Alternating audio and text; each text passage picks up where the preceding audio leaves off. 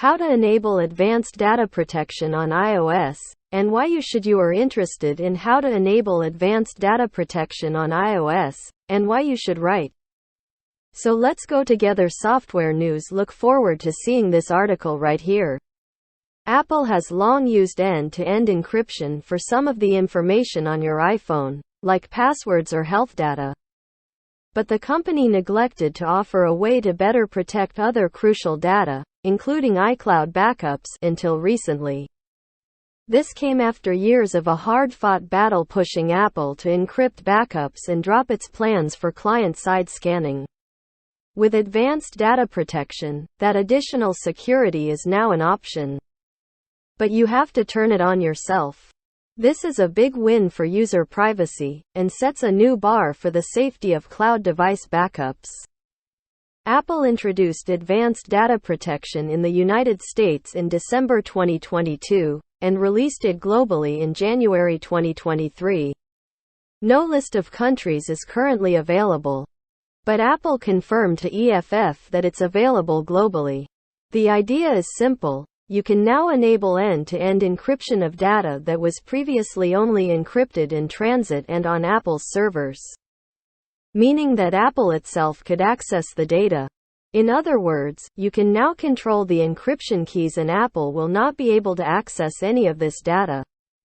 It also means Apple will not be able to help you regain access to most information on your account. The full list of data categories is available on Apple's site, but the most notable include the iCloud backup, which includes the backup of messages, iCloud Drive, photos, notes, reminders, and more. First called for Apple to enable encrypted backups back in 2019 because, while some of the data in iCloud is end-to-end encrypted, backups were not.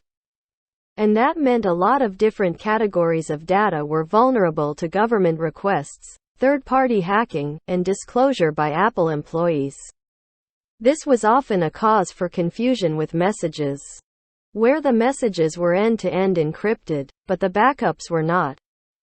The potential for privacy issues were complicated further in 2021 when Apple proposed a backdoor with client-side scanning for child sexual abuse material, CSAM.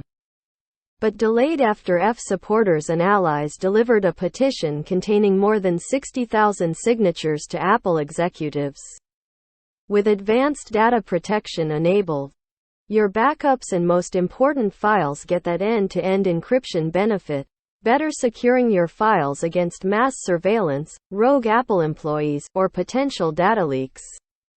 If all your devices support the newest operating systems, you can turn advanced data protection on without losing any features, so most people should turn it on, if you can. You can enable advanced data protection from an iPhone, iPad, or Mac, and it'll apply across every other Apple device you own. But before you can turn it on, you need to take a couple steps. Enable two-factor authentication for your Apple account if you haven't already, and update all your Apple devices to at least iOS 16.3, iPadOS 16.3, macOS 13.2, tvOS 16.3, watchOS 9.3. Though globally you may need to use a more recent update, or newer. If you have older devices connected to the iCloud account that you're enabling ADP on, and they can't be updated, you may want to reconsider enabling advanced data protection for now. We'll get into why and offer an alternative approach below.